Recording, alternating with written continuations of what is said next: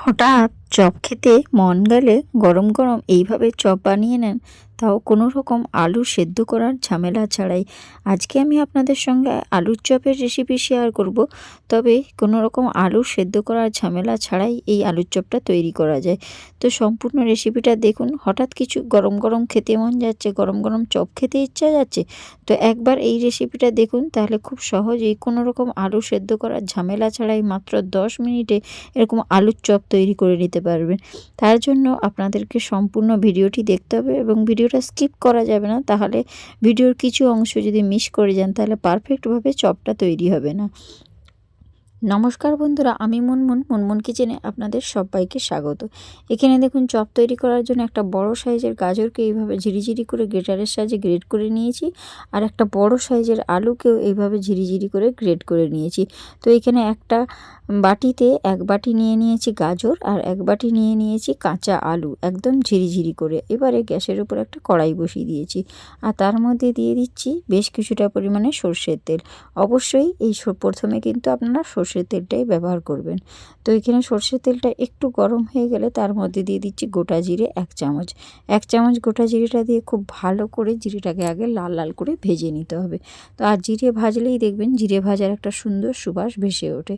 তো এখানে দেখুন, খুব সুন্দর করে আমি জিরেটাকে আগে লাল লাল করে ভেজে নিয়েছি। তো এই পর্যায়ে দেখুন, জিরেটা মোটামুটি যখন ভাজা হয়ে গিয়েছে, গ্রেট করে রাখা যে আলুটা, সেই আলুটা এখন আমি দিয়ে দিচ্ছি। এখানে একটা বড় সাইজের আলু নিয়েছি, আর একটা বড় সাইজের আলু আর একটা বড় সাইজের গাজর দিয়ে কিন্তু অনেকগুলো চপ তৈরি করা যাবে। আর এভাবে গ্রেট করা আলুটাকে দিয়ে একটু তেলের মধ্যে খুব সুন্দর করে নাড়াচাড়া করে প্রথমে আলুটাকে একটু ভেজে নিচ্ছি। আর যেহেতু আলুটাকে একদম গ্রেটারে করে গ্রেট করে নিয়েছি, সিদ্ধ করতে কোনো রকম সমস্যা হবে না বন্ধুরা। এবারে এর মধ্যে দিয়ে দেবো সামান্য পরিমাণে লবণ। লবণটা আমি প্রথমেই একটু বেশি করে দিয়ে দিলাম, তাহলে পরে আর আমাকে লবণ দিতে হবে না। আর লবণটা দিয়ে দিলেই এমনিতেই আলুটা আরও খুব তাড়াতাড়ি মজে যাবে। তো এখানে দেখুন, লবণটা দিয়ে খুব সুন্দর ঘোটানাটা করে আমি কিন্তু আলুটাকে ভেজে নিয়েছি। ভেজে নিয়ে একটা সাইডে সরিয়ে দিলাম। এবারে এই যে কড়াইয়ের একটা জায়গা ফাঁকা করেছি, ওখানে দিয়ে দেবো আবারও বেশ কিছুটা পরিমাণে সর্ষের তেল। আর তেলটা খুব সুন্দর একটু গরম হয়ে গেলে ওর মধ্যে দিয়ে দেবো 1 বাটি পরিমাণে কাঁচা পেঁয়াজ। তো আপনাদের মনে হয়তো প্রশ্ন জাগতেই পারে যে পেঁয়াজটা আগে ভেজে তারপরে আলুটা দিলে ভালো হতো। তো না বন্ধুরা, পেঁয়াজটা এইভাবে আপনারা পরেই দেবেন, কারণ আলুটা একটু নাড়তে নাড়তে পেঁয়াজটা অনেকটাই ভাজা হয়ে যাবে। আর এইটা কিন্তু, এই যে চপের পুরটা আমি তৈরি করছি, এখানে পেঁয়াজটা বেশি ভাজা হয়ে গেলে খেতে ভালো লাগবে না। তার জন্য পেঁয়াজটাকে একটু পরে দিয়ে এভাবে লাল লাল করে একটু ভেজে নেবেন, তাও আবার আলুর সঙ্গেই এইভাবে নাড়াচাড়া করে ভালো করে ভেজে নেবেন। দেখবেন একটা পর্যায়ে এসে পেঁয়াজটা সুন্দর মজে যাবে। এবারে এর মধ্যে দিয়ে দেবো গ্রেট করে রাখা 1 বাটি পরিমাণে গাজর। গাজরটা দেওয়ার পর আবারও ভালো করে নাড়াচাড়া করে গাজর, আলু আর পেঁয়াজটাকে খুব সুন্দর করে ঘোটানাটা করে মিশিয়ে একটু ভেজে নিচ্ছে। আর যেহেতু গাজরটাকে খুব সুন্দর করে গ্রেটারে গ্রেট করা আছে, এটা কিন্তু ভাজা হতে বা সেদ্ধ হতে একদম বেশি সময় লাগবে না। আর লবণ তো আগে থেকেই আমি দিয়ে রাখছি, তাহলে কিন্তু খুব তাড়াতাড়ি হয়ে যাবে। এই পর্যায়ে দেখুন, খুব সুন্দর করে আলু আর গাজর আর এটা কিন্তু খুব সুন্দর ভাজা হয়ে গিয়েছে। এবারে এর মধ্যে আমি কিছু গুঁড়ো মশলা দিয়ে দিচ্ছি। 1/2 চামচ দিয়ে দিচ্ছি হলুদের গুঁড়ো, 1/2 চামচ লঙ্কার গুঁড়ো, 1/2 চামচ ধনিয়া গুঁড়ো, আর একটা 5 টাকা দামের যে ম্যাগির মশলা হয়, সেই ম্যাগির মশলার অর্ধেকটা দিয়েছি, পুরোটা দেইনি। অর্ধেকটা আমি সরিয়ে রেখে দিয়েছি। আর একটু দিয়ে দিচ্ছি সামান্য অল্প পরিমাণে চিলি ফ্লেক্স। তো আপনারা যদি চিলি ফ্লেক্স না দিতে চান, তাহলে এখানে অবশ্যই কাঁচা লঙ্কাটা ব্যবহার করতে পারেন ঝালের জন্য। তো আমি এখানে যেহেতু চিলি ফ্লেক্সটা দিয়েছি, আমি কাঁচা লঙ্কাটা অ্যাভয়েড করেছি। তো এখানে চাইলেই আপনারা অবশ্যই কাঁচা লঙ্কাটা দিতে পারেন। তো এখানে সব কিছু উপকরণ দেওয়া হয়ে গেলে ভালো করে আবারও নাড়াচাড়া করে এইভাবে কিন্তু প্রথমে গুঁড়ো মশলাটাকে একটু ভেজে নেব সমস্ত সবজির সঙ্গে। আর মশলাটা ভাজা হয়ে গেলে দেখবেন একটা কাঁচা গন্ধ ছাড়ে, সেটা কিন্তু ছাড়বে না। তো এখানে দেখুন, যখন ভালো করে ভাজা হয়ে গিয়েছে, একটা বড় বাটি, যে বাটিতে আমি আলু আর গাজর গ্রেট করে রেখেছিলাম, সেই বাটিরই 1 বাটি কিন্তু এখন জল দিয়ে দিয়েছি। আর জলটা খুব সুন্দর ঘোটানাটা করে মিশিয়ে নিচ্ছি। আর জলটা যখন একটু ফুটতে শুরু করবে, তখনই দিয়ে দেবো এখানে সাদা তিল। 1 বাটি পরিমাণে সাদা তিল দিয়েছি, ছোটো বাটির 1 বাটি সাদা তিল দিয়েছি। আর দিয়ে দিয়েছি বেশ কিছুটা পরিমাণে তাজা ধনেপাতার কুচো। অবশ্যই এই জিনিসগুলো দেবেন বন্ধুরা, তাহলে দেখবেন চপটা আরও টেস্টি হবে। আর এখানে দেখুন, সাদা তিল আর ধনেপাতাটাকে দিয়ে আবারও স্প্যাচুলা দিয়ে একটু নাড়াচাড়া করে নিচ্ছি। এবারে আমি এর মধ্যে যেটা দেবো সেটা হচ্ছে 1 বাটি পরিমাণে সুজি। তো আরেকটু দেখুন সবজিটা নাড়াচাড়া করে নিলাম। এখন দেখুন জলটা একটু ফুটে গিয়েছে। এবারে এখানে আমি একটা বাটিতে কিন্তু 1/2 বাটি পরিমাণে সুজি নিয়েছি। আর সুজিটা দেখুন আমি কিন্তু এক হাতে সুজিটা ঢালতে থাকবো আর এক হাতে কিন্তু আমি স্প্যাচুলা দিয়ে নাড়া দিতে থাকবো। নাহলে কিন্তু সুজিটা একেবারেই দলা পেকে যাবে। আপনারা যখন সুজিটা দেবেন তখন এইভাবে এক হাতে সুজিটা দেবেন আর এক হাতে স্প্যাচুলা দিয়ে নাড়াচাড়া করবেন। দিয়ে এইভাবে নাড়াচাড়া করে সমস্ত সবজির সঙ্গে এভাবে মিশিয়ে দেবেন। দেখবেন একটা মণ্ড তৈরি হবে, সুন্দরভাবে একটা সুজির মণ্ড তৈরি হয়ে যাবে আর পারফেক্টভাবে এইভাবে চপটা তৈরিও হবে। তো এইভাবে দেখুন নাড়াচাড়া করে সুন্দরভাবে একটা আমি মণ্ড আগে তৈরি করে নিচ্ছি। আর যখন এইভাবে সুজির মণ্ডটা তৈরি হবে দেখবেন এই প্যানের গা থেকে সুন্দরভাবে ছেড়ে যাবে। যেহেতু ননস্টিক কড়াই, একদম কড়ার গায়ে জড়িয়েও যাবে না, পারফেক্টভাবে দেখবেন কড়া থেকে উঠেও যাবে। এইভাবে খুব সুন্দর করে সব কিছু ঘটনাটা করে মিশিয়ে ভালো করে আগে একটা সুজির মণ্ড তৈরি করে নিচ্ছি। সমস্ত সবজি দিয়ে কোনো রকম আলু সেদ্ধ করার ঝামেলা ছাড়াই দেখুন আজকে আমি চপ বানিয়ে আপনাদেরকে দেখাবো। আর এই চপটা খেতে এত ভালো লাগে, এত টেস্টি হয় যে আপনারা মুখে দিলেই কিন্তু বারবার খেতে ইচ্ছে যাবে।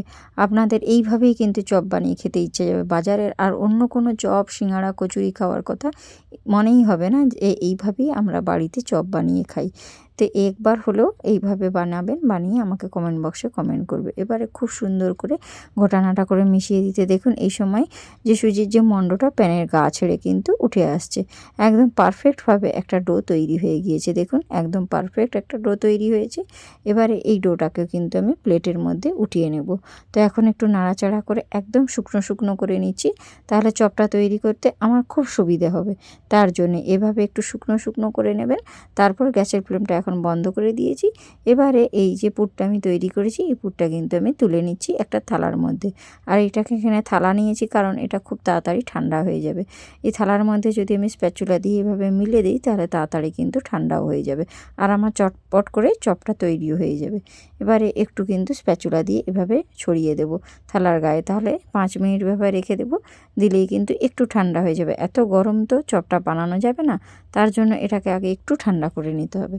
তো 5 মিনিট এটাকে রেখেছিলাম। এখন দেখুন একটু ঠান্ডা হয়ে গিয়েছে, তবে সম্পূর্ণ ঠান্ডা হলে চলবে না, সামান্য একটু ঠান্ডা হয়ে যাবে। তখন এরকম ঠেসে ঠেসে করে ভালো করে মেখে নিতে হবে।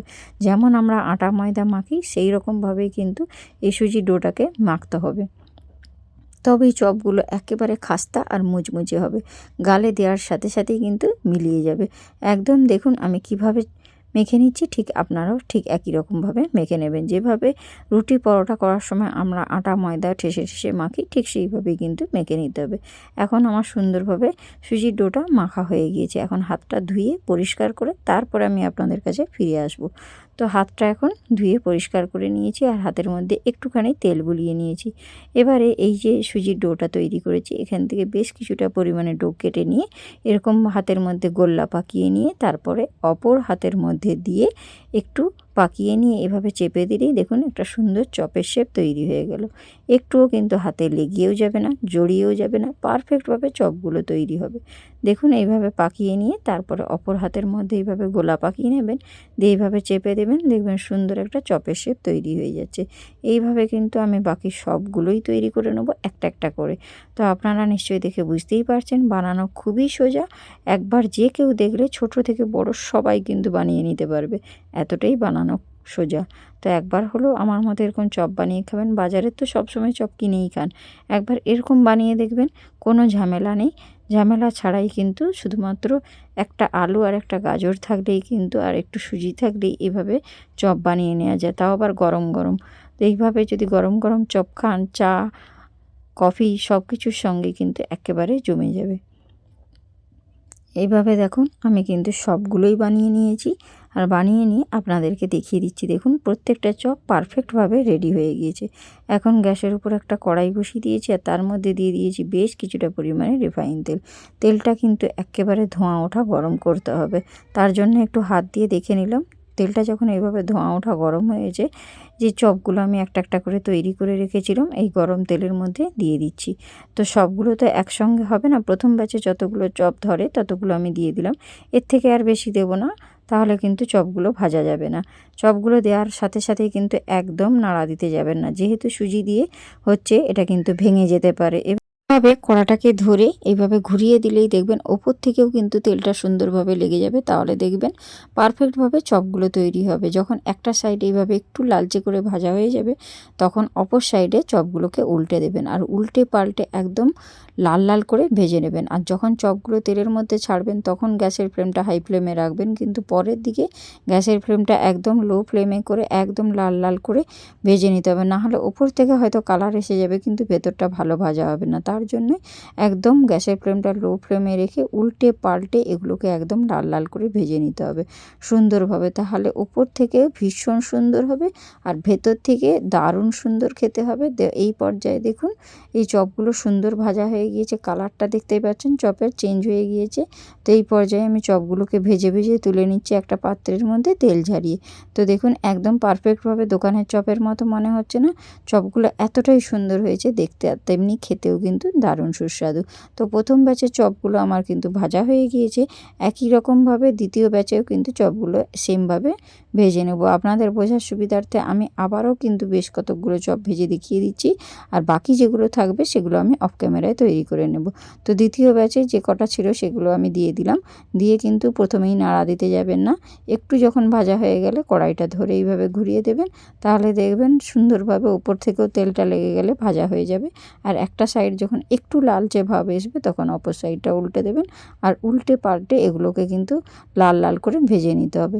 প্রথম যখন তেলের মধ্যে দেবেন তখন কিন্তু সঙ্গে সঙ্গে উল্টাতে যাবেন না, একটু যখন কালার আসবে নিচের দিকটা তখন অপর সাইডটা উল্টে দেবেন আর উল্টে পাল্টে দুটো সাইড ভালো করে ভেজে নিতে হবে। আর এটা যেহেতু সুজি দিয়ে তৈরি এতটা সুন্দর হয়, এত মুচমুচে হয়, ভীষণ সুন্দর লাগে খেতে। একবার হলেও ট্রাই করবেন আমার মতো, তারপর আমাকে কমেন্ট বক্সে কমেন্ট করবেন যে কেমন হয়েছিল। আগে আপনারা বানাবেন তারপর আমাকে কমেন্ট বক্সে কমেন্ট করবেন। তো এইভাবে দেখুন দ্বিতীয় ব্যাচের চপগুলো সুন্দর করে ভেজে নিয়েছি আর সব কটা চপ কিন্তু তেল ছেঁকে আমি একটা পাত্রের মধ্যে তুলে নিয়েছি। এবারে দেখুন এইভাবে একটা প্লেটের মধ্যে সার্ভ করেছি। দেখতে এতটা সুন্দর হয়েছে বন্ধুরা যে একবার না খেলে আপনাদের বিশ্বাসই হবে না। সত্যিই আপনারা অবাক হয়ে যাবেন যে কোনো রকম আলু সেদ্ধ করার ঝামেলা ছাড়া যে এত সুন্দর মাত্র 10 মিনিটে এরকম মুচমুচে চপ তৈরি করা যায়, সেটা জানলে আপনারা সত্যিই অবাক হবেন। তো এখানে দেখুন সব কটা চপ আমি কিন্তু পরে অফ ক্যামেরাতে ভেজে নিয়েছিলাম। এবারে এই চপটা কিন্তু কেটে আমি ভেতরটা দেখিয়ে দিচ্ছি। আর একটু সস নিয়েছি, তো সস ছাড়াই এগুলো খেতে দারুণ লাগে, তবুও আমি একটু সস দিয়েছি। তো এখন দেখুন একটা একটা চপ তুলে আপনাদেরকে দেখাচ্ছি, দেখুন কতটা সুন্দর হয়েছে না। এবারে আমি একটু কেটে আপনাদেরকে দেখিয়ে দেব। তো কার কার আজকে আমার এই রেসিপিটা ভালো লাগছে অবশ্যই আমাকে কমেন্ট বক্সে কমেন্ট করবেন। আর রেসিপি যদি ভালো লাগে বন্ধুদের মধ্যে প্রচুর প্রচুর শেয়ার করে দেবেন। আমার নতুন এবং পুরাতন সমস্ত বন্ধুদের অনেক অনেক ভালোবাসা দিয়ে আমি আজকের এই ভিডিওটা শেষ করব। তো দেখা হচ্ছে নেক্সট রেসিপির সঙ্গে। তো আজকে আসি, টাটা, বাই বাই।